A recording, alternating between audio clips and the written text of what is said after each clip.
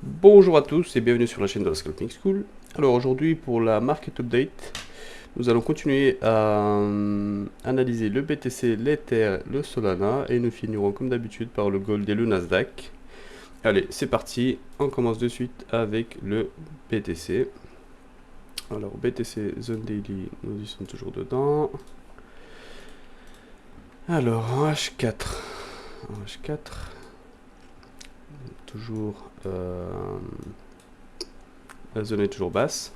Alors en H1, plus intéressant. Donc comme on avait vu hier en fait, le prix est entre deux zones H1. Donc c'est intéressant. Il y en a une en fait qui lui sert de support, l'autre qui lui sert de résistance.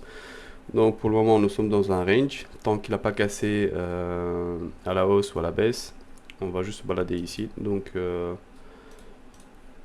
voilà, c'est pas extraordinaire, mais il y a de quoi faire.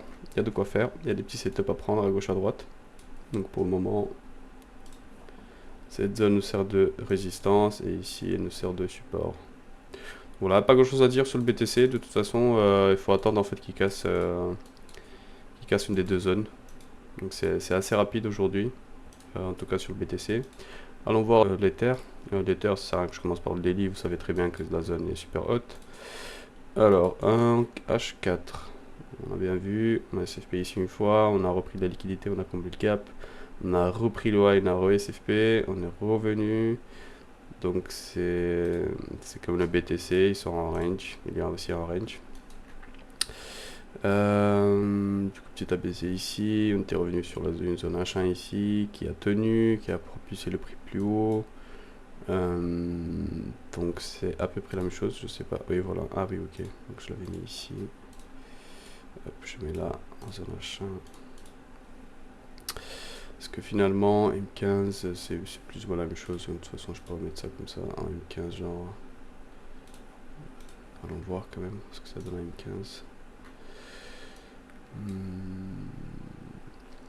M15. Ouais, c'est la même chose. Hop. Donc, qu'est-ce qu'on doit faire là? Il n'y a pas grand chose à faire. En fait, il y a des setups peut-être en M5, M1. De toute façon, en fait, c'est là qu'on travaille le plus. Mais en tout cas, les grands plans, ici en haute time frame, il n'y a pas grand chose à faire. Vraiment pas grand chose, à part que voilà, il y a un petit truc ici quand même qui a tenu. C'est de l'interne ça. Et après, si vous voulez un autre interne, il y en a ici aussi comme ça là. Mais rien de folichon en fait. Moi j'attendrai quand même qu'on sorte de tout ça. Parce que là ça fait quand même une semaine qu'on est dans ce range. Donc ce qui serait bien c'est voilà, ce qui soit il casse je sais vraiment à la hausse, qu'ils reviennent et qu'on reparte. Ou alors qu'il casse à la baisse, hop, bam. Ça c'est les scénarios les plus faciles, les plus simples. Ce serait bien au moins qu'il nous donne une direction claire. Qu'on sorte de ce range. Donc voilà pour l'Ether. Hop, passe directement au Solana. Solana toujours dans les mêmes zones aussi, c'est normal. Zone H4 qui est un peu plus basse. Zone H1 qui est la même que le H4. Et en M15, nous avons ici donc, oups, hop, petite zone ici de support en fait qui tient encore, qui a encore été tapée. Bon, nous avions une autre ici plutôt en interne, celle-ci, qui tient aussi. Donc pour le moment, voilà, on tape ici la zone support. Personnellement, ça me surprendrait pas en fait si à un moment donné en fait on vient de taper ici dans la zone H1. Mais pour le moment, je vois que cette zone elle tient. Donc, comme j'ai dit, en fait, je m'attendrai à ce que le prix au moins vienne ici là-haut, en fait, retape ici cette zone à minima, peut-être même la deuxième, et puis même en fait partir et bam. Ou alors vraiment une bonne cassure en fait et on se replace en short. De toute façon, c'est plus ou moins le même plan en fait que sur BTC, sur l'Ether. C'est les trois cryptos là, elles font vraiment la même chose. Donc donc voilà, soyez patient. Pour le moment, en fait, il y a des setups à prendre en plus petit time frame, ça c'est sûr. Mais c'est pas les meilleurs, en fait, c'est pas les setups qui vont apporter beaucoup de runners, qui vont donner beaucoup de PNL. Donc soyez patient. suivez vos plans et ne vous exposez pas bêtement. Allez, on passe directement sur le gold. Le gold, je pense qu'il y a plus de choses à dire, du moins je l'espère. On sait très bien qu'il y a une zone daily plus basse, donc là directement j'attaque la H4, hop, pas grand chose. C'était en H1 en fait que là, voilà, on était entre ces deux zones, c'est incroyable. Évidemment qu'il fait exactement la même chose que les cryptos, hein. Bon, il y a quand même des différences, mais il est dans un range aussi depuis une semaine, donc il est là entre ces deux zones H1. Rien de spécial. Du coup, je m'attendais quand même à ce que ça bouge un peu plus. Ça, je supprime. Ça, c'était le gap, hein. Le gap qui finalement avait été comblé. Donc voilà. Pareil, c'est du range. On fait des ABC vers le haut, vers le bas. Ouais, c'est pas terrible. Donc, chercher peut-être des setups ici en interne, comme je l'ai dit, c'est la même chose en fait que pour les cryptos.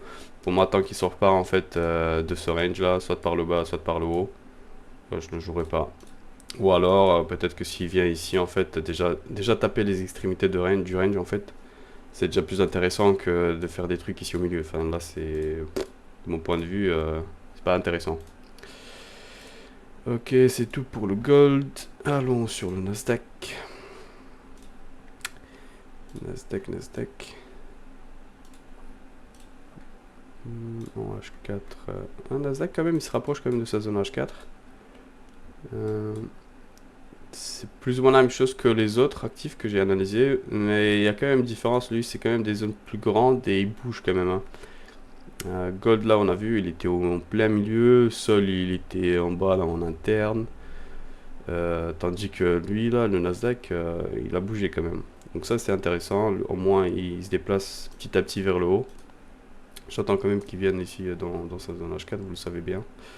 Je peux peut-être juste diminuer le cercle parce qu'il est énorme. De toute façon, j'attendrai qu'il vienne vraiment dans sa zone là. Hop. Zone H1, nous avons des zones H1 qui sont en dessous. Hop. Et les Prime 15 qui a tenu. Ça, on avait déjà vu. Donc, pour le moment, en fait, c'est que de l'interne, c'est que des. On peut la prolonger celle-ci. Pas terrible non plus. Pas terrible non plus. Il y a des petits trucs à faire dans des internes. Donc voilà, un petit truc ici, on peut faire ça comme ça. Et de voir si la zone elle tient avec le but de venir ici comme ça en fait et de reprendre le high.